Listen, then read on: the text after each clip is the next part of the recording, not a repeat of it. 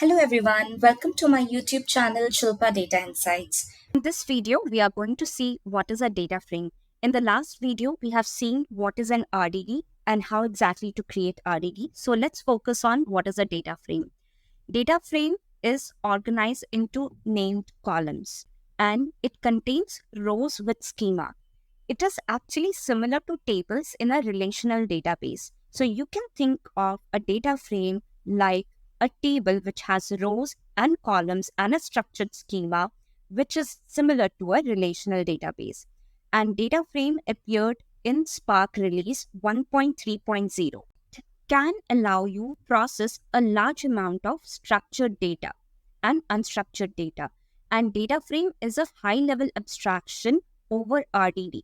RDD is the low-level abstraction, but data frame is a high-level abstraction on the top of RDD in which you can do a lot of transformations and actions, which are the two operations that Spark provides over data frame. Data frame also supports a lot of languages like Scala, Java, Python, and R. If you are comfortable with Scala, then you can use Scala, or if you are comfortable with Python, you can also use Python. So it has a wide support over different languages. Now let's see what was the limitation of RDD and why exactly the data frame came into picture.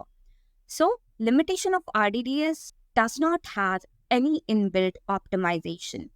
The optimization is too much required when you deal with a large amount of data, but RDD did not have that. So it was one of the limitations of RDD because of which the data frame came into picture, and it did not allow you to handle any structured data. So you have to mention the unstructured data and you have to process the data in the basis of a Lambda function. So that was the limitation of RDD. To make the things easier, the data frame came into picture and it has a lot of transformations in it. Now, what exactly is the feature of RDD? As I said, data frame is a distributed collection of data which are actually organized into named columns. It is an equivalent to the table in a relational database system. It can also deal with both structured and unstructured data formats. Let's say CSV is a structured data, so you can deal with that. Text file and arrow file, these are unstructured, so you can also deal with unstructured data. You can also go ahead and get the data from different storage systems like HDFS, Hive, MySQL database into a data frame and then process that particular data. Now, the data frame provides some optimization on these Spark API, like the Catalyst optimization. So what it does, it creates a logical plan and then it creates a physical plan, which is an optimized physical plan. After that, it generates a code which is completely optimized. So you don't have to take a headache of optimizing the code which is at the base level.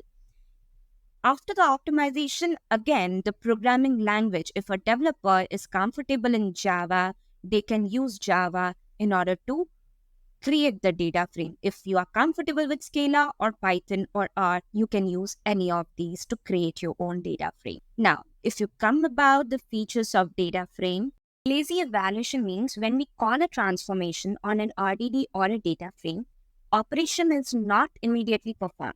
Spark internally calls the records metadata to indicate that this operation has been requested. It performs that operation once the action is called. So it uses this lazy evaluation to reduce the number of passes it has to take over our data by grouping the operations together. So it actually reduces the number of passes while calling the transformation. And therefore, it is much more efficient while going ahead and calling an action and giving you the result. Now, what is immutability? Immutability means once you have a data set, you are performing some transformation, the current data frame or the data set is not changed. It creates a new data frame, data set or RDD. So that is immutability. Because of immutability, the data frame or data set is fault tolerant. So let's say the data is lost in any partition. So how can you recover that?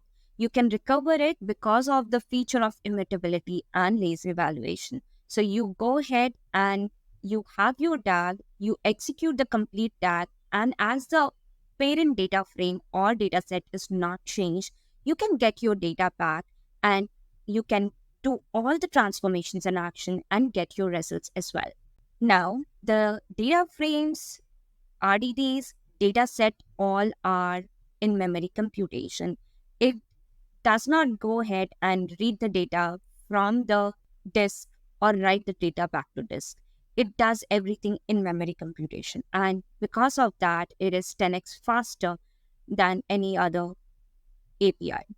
Now, we have partitioning. So as the data is growing day by day, you cannot keep the data in a single machine.